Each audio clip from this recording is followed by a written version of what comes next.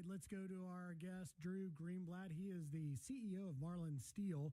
In fairness, I met Drew in 2016 and interviewed him at his steel plant near Baltimore, where he was deciding whether Donald Trump or Hillary Clinton would be best. He's since expanded, wildly successful now with plants in Indiana and Michigan as well. Drew, how are you doing, my friend?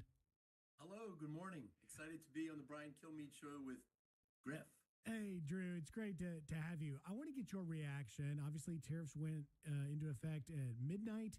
How is it impacting you as a actual American steel manufacturer? So we are a fabricator and we're in Baltimore. As you mentioned, we're also in Indiana and Michigan, and we're thrilled with these tariffs. Finally, we got a situation where we have an opportunity, our factory workers have an opportunity to thrive and prosper. Why? Because we have a level playing field. This is fabulous news for the American factory worker. I mean, tonight I'm going to go to the Ravens-Colts game.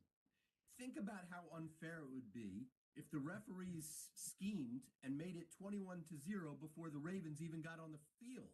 That's what we've been dealing with for the last 50 years, Griff. So we really have a fabulous opportunity finally because of the new policies.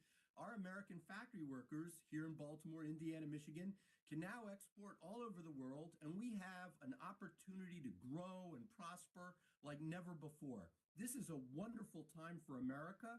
You're going to see the reindustrialization of America. It's a tremendous, wonderful experience. You know, Drew, I gave you a shout out on Fox and Friends talking to Kevin O'Leary, Mr. Wonderful, who clearly understands these things very well. And I said that, you have talked about the reindustrialization of America. He said it'll take some time. It won't happen overnight, but that the conditions are set for that. Take me a little bit more into what he means by that. I think that's a good point. I mean, you can't build a factory in a day or a week, okay? It takes time. But what's going to happen is people are now going to start scouting out land, putting up buildings. They're going to start, hiring HVAC guys and roofing contractors to start getting things accomplished. They're going to start buying equipment. Think about it. If you're a Japanese factory owner or a German factory owner, you have a terrible hand. You've been dealt a terrible hand. The energy costs are out of control. Your taxes are very, very high. Just brutal regulations in these countries, England, Paris, Germany, everywhere. And then you look at America, and you got this opportunity to ship into the biggest natural market in the world, richest consumer market in the world, and now there's a 15% tariff to get there. You're going to say, to heck with that. I'm not going to build a new factory in France. I'm not going to build a new factory in Japan. I'm going to build the next factory in America.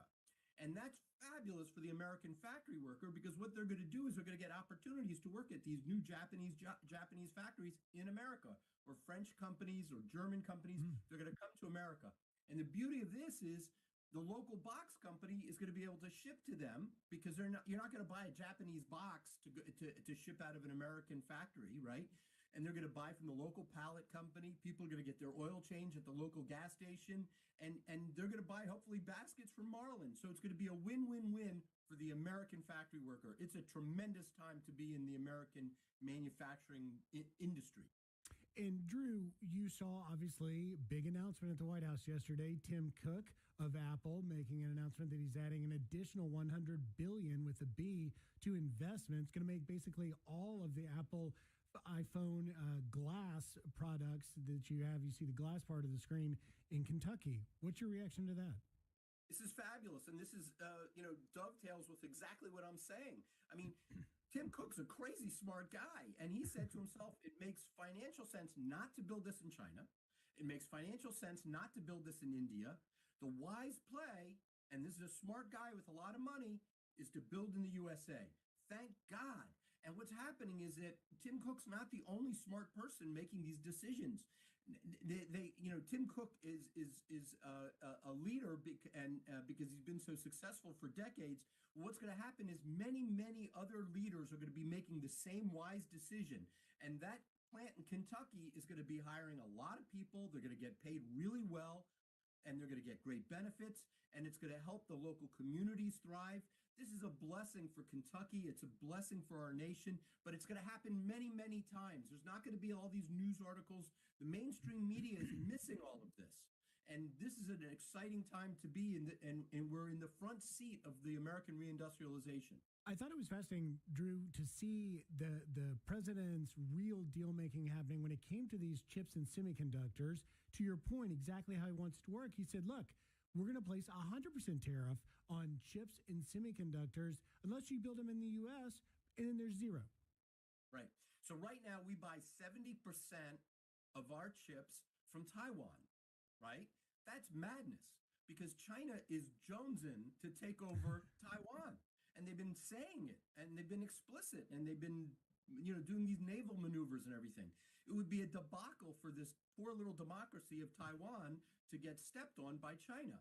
Well, if that happens, we're going to lose 70% of all chips coming into America. That's an untenable situation. So the new policies are so very wise. We got to make things here in America so that we're not beholden to outsiders.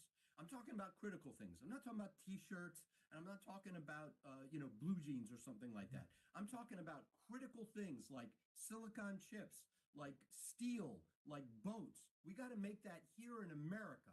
And if we do, we'll be more resilient if, God forbid, there's some adversary that tries to pull a fast one on us. And you can get your jeans, by the way, in America as well at American Eagle. Just ask Sydney Sweeney about that. She'll tell you all about that. But I digress. Just in the minute I got left with you, Drew, I know you have called this the reindustrialization of America, which I think is so spot on and so poignant. People can understand that. But what else do you believe will be the legacy of President Trump on American business and manufacturing? Well, I think it's a multi-pronged approach. The energy is going to get cheaper because we're going to be opening up and using more of our precious resources that have been put out to pasture. Well, now we'll be able to exploit them. So energy prices will come down, which is a great thing. We're going to have more nuclear, which is also very cheap and no carbon. There's other positives. There's going to be less regulations. Foolish regulations that tied up business people are going to melt away. We're also going to see much better tax policy. Again, we want those Japanese and German factory owners to say, to heck with building in our countries. The right and wise decision is to build here. Right and here. It's a collection of all these wonderful policy shifts that are going to cause this huge opportunity for the factory workers.